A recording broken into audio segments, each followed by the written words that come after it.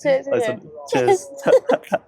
Hello, I'm Hetta Falzon. I'm a singer-songwriter. It's influenced by classical and jazz and pop, along the lines of Norah Jones, Laura Marling, Brandy Newman. And yeah, I thought it would be fitting to start at Euston Station because I'm at uni in Manchester and spending a lot of time doing music in London at the moment. Yeah, I kind of spend most of my time actually just at this station, either crying because I'm so overwhelmed or crying because I'm so excited.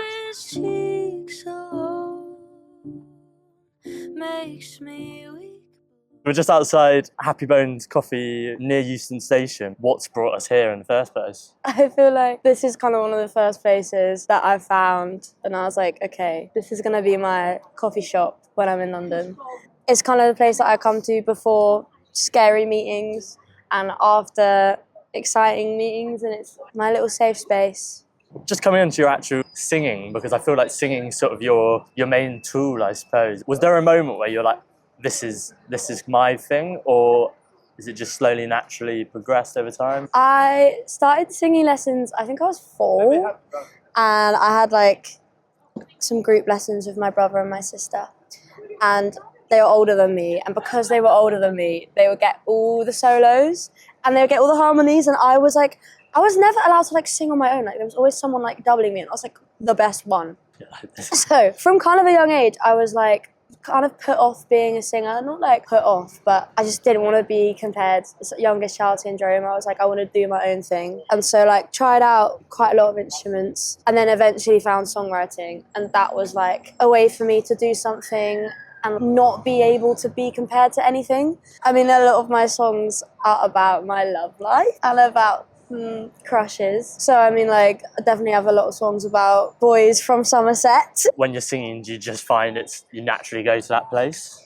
Yeah, I think I kind of channel every negative thought into my music, which means I feel like a really positive person. I think because channeling something negative into something that then makes me so happy is just like double happiness. Yeah. But I really struggle to write happy songs. Like talking about how happy I am for 4 minutes is hard. Whereas like talking about how I'm still not over my ex, I could talk about that for like days. In terms of Glastonbury, and you've actually played there, 2 or 3 times as well? I mean, how's that experience been? The first year I played was during my A-levels, and that was through a competition. And that was just like incredible. It was just like a dream come true. And the second year I played was through this competition called the Rum Shack competition.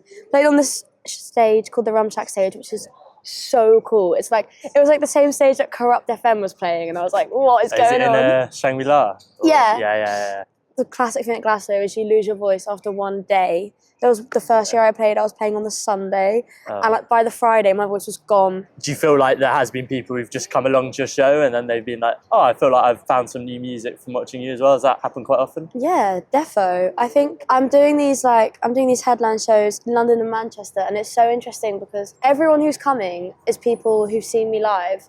There's very few people who've come through seeing me on TikTok, and I just love it. And you also recently performed with Billy Martin and Tom Walker as well. Billy Martin, I'm such a huge fan. I have been to see her live so many times.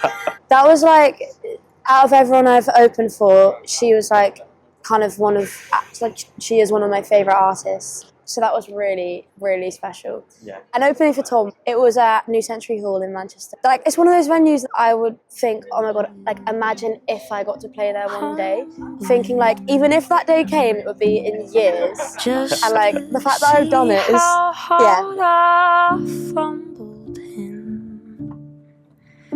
I stumbled into something. Well, we've been on a bit of a journey, actually, haven't we? All the way up Hampstead Heath hill. Why have you brought us to Hampstead Heath as our final destination? Hampstead Heath is kind of the first place I found in London that really made me feel still and present. It feels like it's been a long graft and there's a long way to go. But definitely the past 3 months have been just like so incredible, and like, I don't know, it's felt like it's been, it's like my dream is coming true, and it's kind of really crazy. And like, it feels like it's been really fast, but I kind of have to remember, like, I've been writing songs since I was 12. I've been playing endless shows to no one, and yeah, it's been like, it kind of feels like it has been quite a long time coming. Well, your only single out at the moment, Yeah. Sobering. I mean, it's sort of crazy how for only one song out, the sort of reception it's got. Was that something you were expecting, or it was just like, took you back a bit? Like, wow, this has been... Yeah, it's mad. It's taken me back completely. I mean, like, I posted it, I put it on TikTok just because I like forgot to post a TikTok that day, and I was just like, ah! And I'd just written those 4 lines and just put it up, went to the pub, came back, and it had like 4,000 views, which was like, it's like the Within first a pub time. session. Yeah, it was like, it's the first time anything had gotten over 1,000 views, and I was like, whoa. Wow. And yeah, it was just like wild to then see what has come from that. Like, Is that almost gratification that you sort of... The way you're portraying your music is almost the right direction to be going in? yeah, definitely. I'm at music college, and I feel like there's quite a pressure at music college to have a sick band who, like, everyone has a solo and like really showing off. And like, before I came to uni, I was playing everything solo, piano and vocal, and I loved it. And then when I got to uni, I felt like that wasn't enough, and to have people resonate with a video that was literally just piano and vocal was like so, like, just lovely to know that actually that is enough and that is what people want. And I mean, specifically at Sobering, was there a reason that was your first song you had? Because you've been writing songs for 12 years. Was there a reason that was the first song you chose to release? Or Literally just because people wanted it. It was quite, like, I finished it in October/November, and it came out in January. So it was like, it was not the plan. Even that, like, it feels like a really small amount of time, but it felt like a really long amount of time. When I was in it, I was like, this song, like, I'm so sorry it's taking so long for it to come out. But like, I had to finish writing it, record it, figure out how to put it out, and like, it was all kind of like chaos. how long had you had that song within your world, if you know what I mean? Like, when did you write it? Started writing it in September. Oh, so it's not been around for long. No, really? it's Oh, really? it's like one of my newest songs. But it was so great because I feel like that a lot of the songs that I want to release soon are ones that I've written a couple of years ago now, and I love them, but like, I have like the honeymoon phase with new songs where I just like resonate with them so deeply, and they still feel really new and exciting to me. And like, with Sobering, it's probably one of the only times I feel like I'm gonna release something when it still feels like so fresh and so new. And it was like also just bang in line with what I want to sound like and what I want to do, and it felt like the Lyrically perfect, as well, is yeah. that type of... I mean, what was the sort of basis of the song? Like... I mean, it's about a boy classic. It's kind of about, I wrote it the same day I crashed my car in the morning driving to this session. Good. And the session was with my friend Bo, who is like the most incredible songwriter and producer. And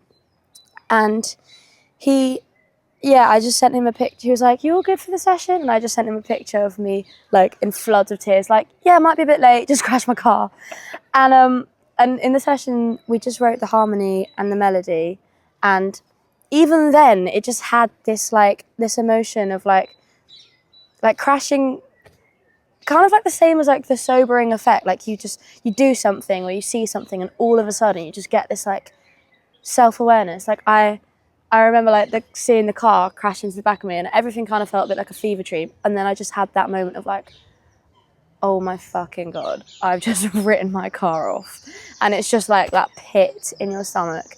So then when it came to writing the lyrics a couple months later, even though it's like completely different, it's like still about the exact same feeling of that kind of just like the kind of moment of self-awareness and just like, yeah, the pit in your stomach where you're just like helpless. There's absolutely nothing you can do. You've just got to get on with your life. Is playing live in a way the reason you love writing music as well, to share it to other people? Yeah. You're sort of doing a monthly residency at the Forge at the Yeah. moment, sort of portraying songs in different ways each month. Is that to try and find which way you think resonates best to then record it onto an album? To me, the songs, I don't really understand the whole concept of like a record and a song. Like, to me, the song is just the harmony and the melody and the lyrics. And I kind of like, I feel like there's a lot of different versions of my songs. There's like the more jazzy arrangements, and then there's like the string and woodwind arrangements, and there's a solo version and the band version. And they all feel like versions, but the real like song just feels like the solo thing. So I'm kind of doing these residencies to sort of invite people into like the different worlds which the songs could exist in. I feel like I love listening to different versions of music. I love the Joni Mitchell Blue alternate versions. I love listening to live versions of things. I'm just a sucker for like a different version. Let's say you were to put yourself in the position that you're your 15-year-old self right now, writing songs. What song would you want to show your 15-year-old self that you're really proud you've written now that might not be out yet? I mean, I think Freckles, one of my songs, it's I wrote it with my friend George. It kind of feels like the most absolutely in line with me, just like musically. It feels like it really like is the same as like the kind of stuff I've been writing for the last 8 years. It feels like absolutely in line with my past and also in line with like the future. Thank you very much for your time today. Thank you. It's been a lot of fun. Yeah. It's been Hetta Falzon and all aboard.